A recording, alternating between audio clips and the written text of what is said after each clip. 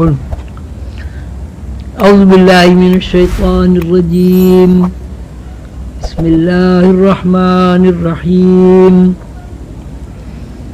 انا انزلناه فی لیلۃ القدر لیلۃ القدر خیر من الف شہر تنزل الملائکۃ والروح فیہا بإذن ربہم من کل امر سلام ہی حتی مطلع الفجر صدق اللہ مولانا العظیم۔ اللہ تعالیٰ نے ارشاد فرمایا ہے، ہم نے یہ اتارا شب قدر میں، اور تو کیا بوجھا کیا ہے شب قدر؟ شب قدر بہتر ہے 1000 مہینے سے۔ اترتے ہیں فرشتے اور روح اس میں اپنے رب کے حکم سے، ہر کام پر امان ہے وہ رات صبح کے نکلنے تک۔ اللہ تعالیٰ کے فرمان کے مطابق لیلۃ القدر 1000 مہینوں کے دن اور رات کے حواس سے افضل ہے۔ اس بات کو سمجھنے کے لیے ہم یوں بیان کر سکتے ہیں کہ رات کے حواس کی رفتار اس رات میں جو بہتر ہے 1000 مہینوں سے 60,000 گنا بڑھ جاتی ہے، کیونکہ 1000 مہینوں میں 30,000 دن اور 30,000 راتیں ہوتی ہیں۔ رمضان المبارک میں شب قدر کا تذکرہ ہے۔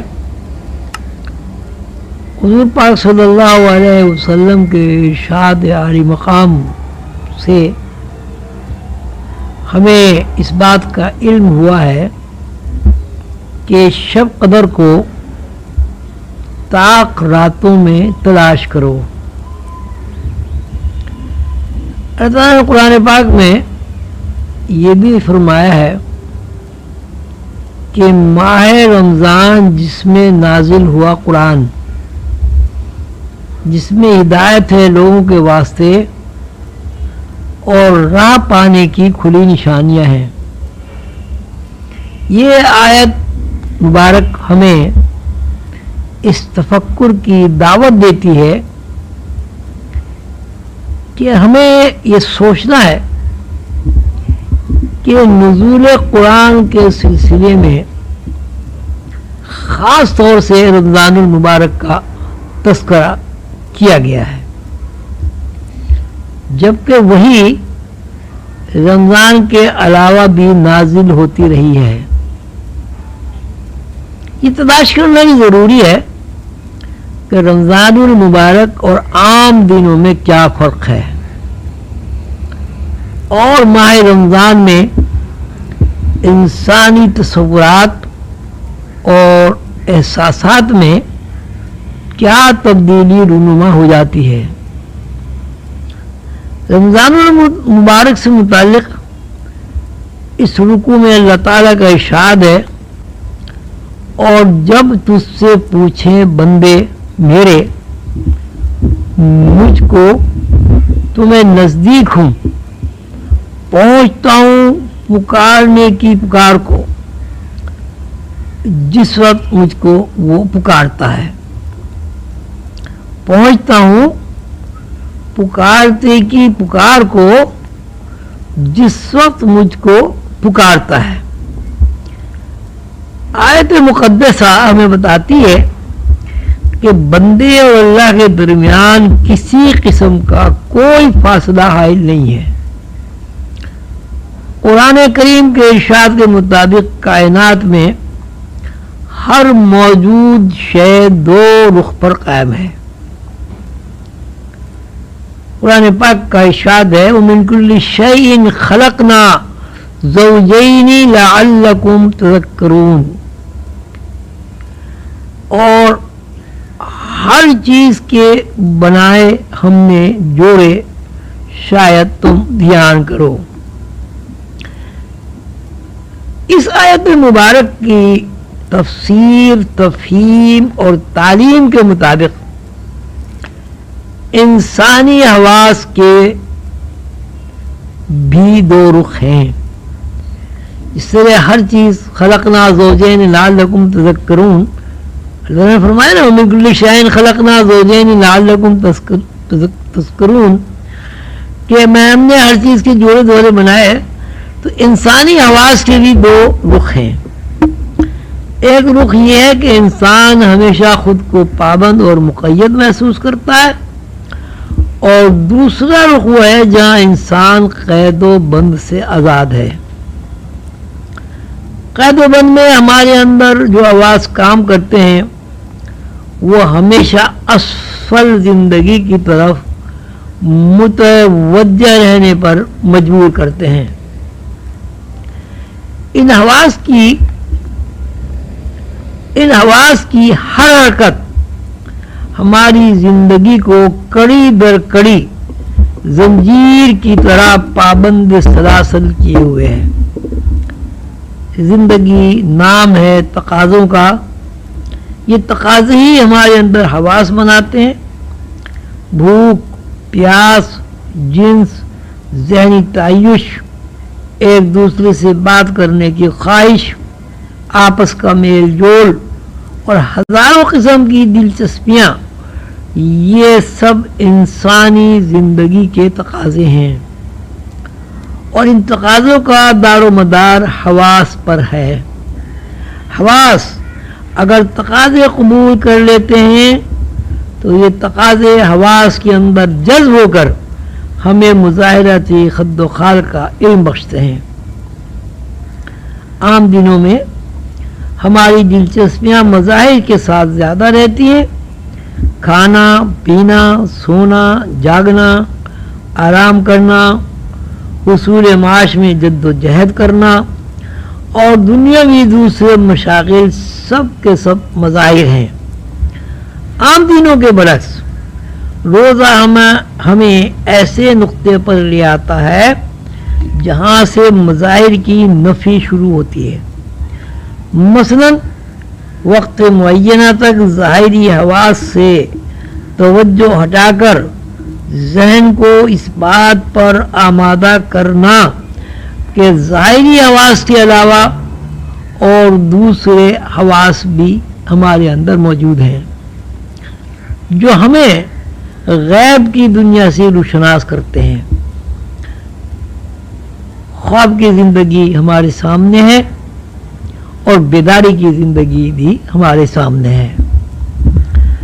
روزہ زندگی میں کام کرنے والے ظاہری حواس پر ضرب لگا کر ان کو معطل کر دیتا ہے۔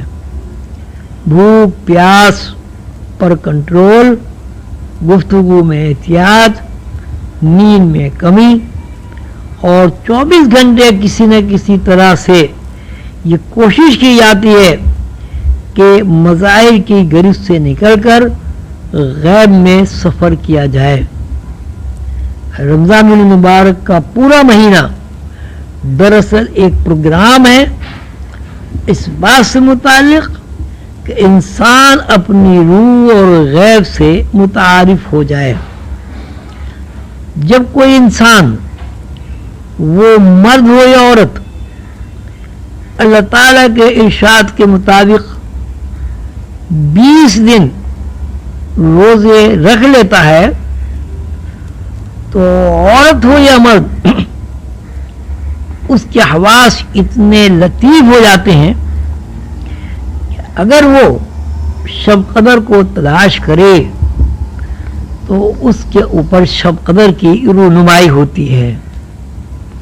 ایسے بہت سارے حضرات و خواتین اس دنیا میں موجود ہیں جنہوں نے رمضان المبارک کے روزے پوری احتیاط کے ساتھ، پورے تقاضوں کے ساتھ اور پوری یکسوئی کے ساتھ رکھیں اور ان کے اندر یقین کار فرما رہا ہے کہ روزے کی جزا اللہ ہے، اور یہ بھی ان کا یقین ہے کہ اللہ ہر وقت ہمارے ساتھ ہے اور اللہ ہی حاضر و ناظر ہے.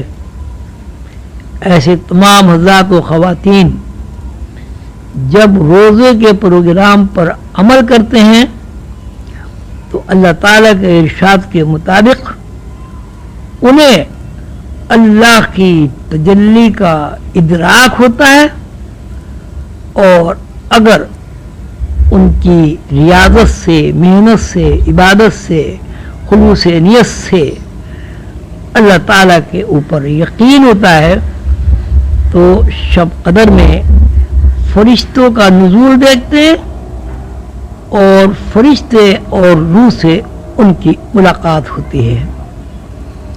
رمضان المبارک کا مہینہ بڑا سعید مہینہ ہے، اللہ کا مہینہ ہے.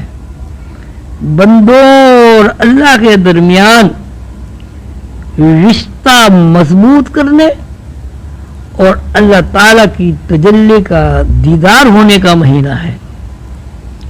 آپ سب حضرات و خواتین سے درخواست ہے کہ رمضان المبارک کے مہینے میں اللہ تعالیٰ کو تلاش کریں اور روزے کے جو آداب سیدنا حضور علیہ الصلوۃ والسلام نے بتا دیے ہیں ان آداب کو پورا کریں. اللہ تعالیٰ ہمیں روزے کی جگہ سے، شب قدر کے انوار سے اور حضرت جبریل علیہ السلام اور دوسرے فرشتوں کی ملاقات سے مشرف فرمائے. اللہ تعالیٰ نے قرآن پاک میں ارشاد فرمایا ہے روزے کی جزا میں خود ہوں.